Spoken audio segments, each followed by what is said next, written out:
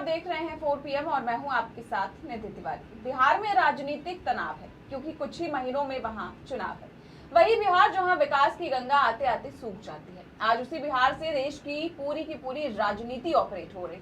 Media के कैमरों का फोकस बिहार पर है और बिहार का फोकस राहुल गांधी पर, जिन्होंने चुनाव और भाजपा दोनों को ही अपने निशाने पर ले रखा है। एक और जहां राहुल गांधी एक के बाद एक चुनाव आयोग की फर्जीवाड़े को बाहर ला रहे हैं, तो वहीं भाजपा राहुल का हौसला तोड़ने की कोई कसर नहीं छोड़ रही है। राहुल गांधी SIR का नाम ले रहे हैं तो उनको FIR का डर दिखाया जा रहा है। जी हाँ, राहुल गांधी पर एक और FIR दर्ज करा दी गई है, वो भी एक ऐसे मामले में जिस समय वो वहां पर मौजूद ही नहीं थे। और अब मामला इतना बढ़ गया है कि भाजपाई गुंडे अब सड़कों पर उतरकर मारपीट कर रहे हैं। लेकिन राहुल इन सबसे कहां डरने वाले हैं। उधर FIR दर्ज हुई तो इधर राहुल गांधी ने SIR को लेकर एक और बड़ा खुलासा कर दिया। पहले तो जहां एक कमरे में 80 लोग निकले थे, तो वहीं अब एक मकान से इतने लोग निकले हैं कि उस मकान को एक जिला ही घोषित कर देना चाहिए। वहीं खबर यह भी है कि मोदी के कुछ मंत्रियों ने राहुल गांधी से संपर्क भी किया है। उन्होंने राहुल गांधी से रिक्वेस्ट करते हुए उन्हें मैसेज किए हैं, जिसका राहुल गांधी ने खुद मंच से खुलासा किया है। तो राहुल गांधी को अब किस मामले में थाने तक खींचा गया है और राहुल ने SIR को लेकर क्या बड़ा खुलासा किया है, जानेंगे हम इस वीडियो में। और साथ ही साथ ये भी जानेंगे कि मोदी जी की मंत्रियों ने राहुल गांधी को क्या मैसेज भेजा है। पहले बात करते हैं राहुल गांधी पर FIR मामले को लेकर। दरअसल कई दिनों से भाजपा IT सेल राहुल गांधी की वोटर अधिकार यात्रा पर आंखें गड़ाए बैठा था कि कब कोई ऐसा मामला निकलकर सामने आ जाए कि जिससे राहुल गांधी की यात्रा को बदनाम करने की कोशिश की जा सके।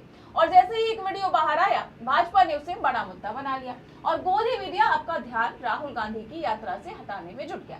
बीजेपी IT सेल ने वीडियो वायरल किया जो बिहार के दरभंगा का बताया जा रहा है। इसमें राहुल गांधी और तेजस्वी यादव के नेतृत्व में निकल रही यात्रा के दौरान एक व्यक्ति मंच से प्रधानमंत्री मोदी के लिए अपशब्द कहता सुनाई दे रहा है। हालांकि वीडियो की प्रामाणिकता की स्वतंत्र पुष्टि अभी तक नहीं हो पाई है, लेकिन इसके बावजूद भी एक तरह का नैरेटिव सेट कर दिया जा रहा है। अमित शाह से लेकर भाजपा के 2 रुपए वाले ट्रोल भी इसको लेकर अपने अपने लेवल के हिसाब से टिप्पणी कर रहे हैं। गौर करने वाली बात यह भी है कि जब मंच से यह सब हो रहा था तो ना तो राहुल गांधी ना ही तेजस्वी यादव वहां कहीं आसपास भी दिखाई दे रहे थे। फिर भी इसका सारा इल्जाम राहुल गांधी पर डाल दिया गया। ये तो वही बात हुई कि मोदी जी के नेता अनुराग ठाकुर गोली मारो के नारे लगाएं और FIR हो मोदी जी पर। वो अलग बात है कि उस केस में कभी अनुराग ठाकुर पर FIR हुई नहीं होगी।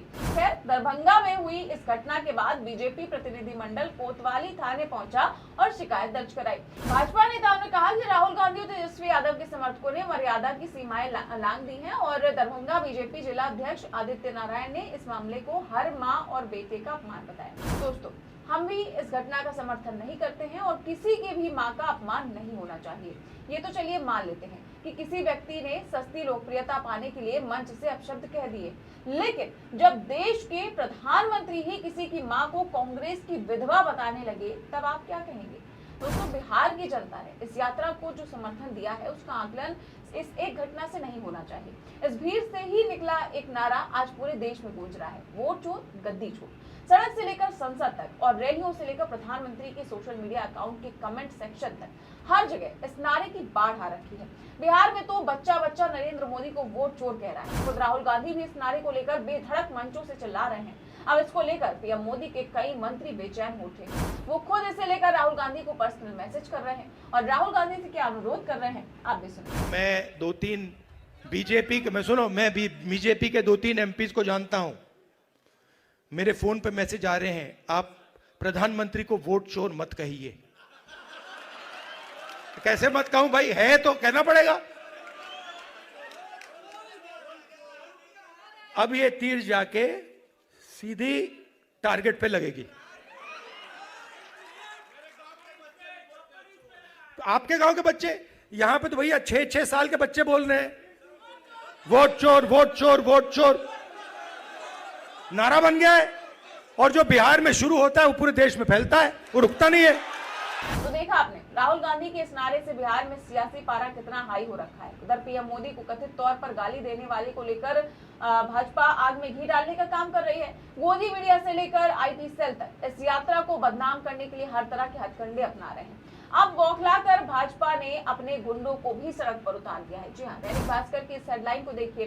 लिखा है PM मोदी को गाली, मामले में बवाल, आरोपी गिरफ्तार। पटना में कांग्रेस हेड ऑफिस पहुंचे बीजेपी कार्यकर्ता, पथराव हुआ, डंडे चले। तो मंच से पीएम मोदी को गाली देने के मामले में पुलिस कार्रवाई कर रही है और मुख्य आरोपी को भी पकड़ा जा चुका है। लेकिन भाजपा का मकसद आरोपी की गिरफ्तारी नहीं, बल्कि यात्रा को हर हाल में रोकना है। माहौल को खराब करने के लिए भाजपा कार्यकर्ता आज पटना में कांग्रेस ऑफिस के बाहर पहुंचकर नारेबाजी करने लगे और केवल कांग्रेसी कार्यकर्ताओं को भड़काने लगे। उनकी गुंडागर्दी देखकर कांग्रेसी कार्यकर्ता भी भड़क उठे और दोनों के बीच भिड़ंत हो गई। इस दौरान खूब लाठी डंडे और ईंट पत्थर चले। सीएम नीतीश की पुलिस आंखों पर पट्टी बांधकर देखती रह गई। इसके बाद जैसे बिहार में अब तक होता आया है, उसी परंपरा को जारी रखते हुए सीएम नीतीश कुमार ने आपत्ति जताते हुए एक पोस्ट कर दिया और पूरे मामले से नमस्ते कर दिया।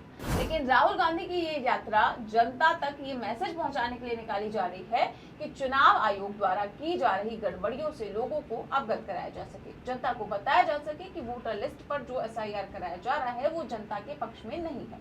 चुनाव आयोग भाजपा के लिए बूथ लेवल कार्यकर्ता की तरह काम कर रहा है और इसको लेकर राहुल गांधी ने आज फिर से चुनाव आयोग की एक और गड़बड़ी से पर्दा उठाया। आपको याद होगा कि राहुल गांधी ने जब सबसे पहले वोट चोरी की प्रेस कॉन्फ्रेंस की थी, तब उन्होंने बेंगलुरु की महादेवपुरा सीट को लेकर कई चौंकाने वाले खुलासे किए थे। उसमें एक खुलासा ये भी हुआ था कि एक कमरे के मकान से 80 वोटर के नाम जोड़े गए थे।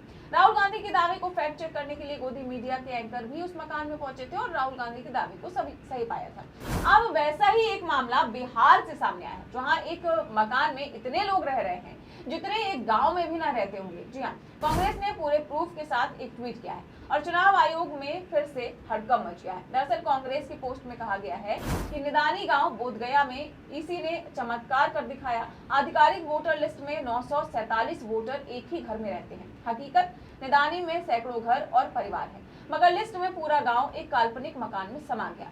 इस पोस्ट को शेयर करते हुए राहुल गांधी ने भी लिखा कि इसी का जादू देखो, इस एक मकान में बसा पूरा गांव। इसके बाद चुनाव आयोग पर कई तरह के सवाल उठ रहे हैं, जैसे बीएलओ ने आखिर किस तरह से डोर टू डोर वेरिफिकेशन की, असली मकान नंबर वोटर लिस्ट से क्यों गायब कर दिए गए, इसका फायदा किसे पहुंचाया जा रहा है। ये कोई साधारण घटना नहीं, बल्कि पारदर्शिता के नाम पर एक मजाक है कि जब मकान नंबर मिटा दिए जाते हैं तो फर्जी वोटर, डुप्लीकेट नाम और भूतिया पहचान छिपाना आसान हो जाता है। तो जिस तरह से चुनाव आयोग की गड़बड़ियों के सबूत सामने आ रहे हैं, उससे तो साफ हो गया है कि सत्ता पक्ष चुनावी प्रक्रिया को अपने हित में मोड़ने की कोशिश कर रहा है। राहुल गांधी की यात्रा अब तक काफी सफल जा रही है और इस यात्रा ने गोदी मीडिया पर भी थोड़ी सही लेकिन अपने लिए अब तक एक पॉजिटिव जगह कायम की। ऐसे में बीजेपी को एक ऐसा वीडियो चाहिए था जो यात्रा के मूलभूत उद्देश्य से दूर ले जाए, लेकिन राहुल का फोकस बस बीजेपी और चुनाव आयोग की साठगांठ को एक्सपोज करना है। और बिहार की जनता का जोश भी इस बात का प्रमाण है कि लोग अब चुप बैठने वाले नहीं हैं। ये यात्रा न सिर्फ भाजपा की चालों का पर्दाफाश कर रही है, बल्कि हर नागरिक को अपने अधिकार के लिए खड़े होने की प्रेरणा भी दे रही है। इस पूरे मामले को लेकर आप क्या सोचते हैं, हमें कमेंट बॉक्स में जरूर बताएं। चैनल को सब्सक्राइब भी करें और ज्वाइन करें। नमस्कार।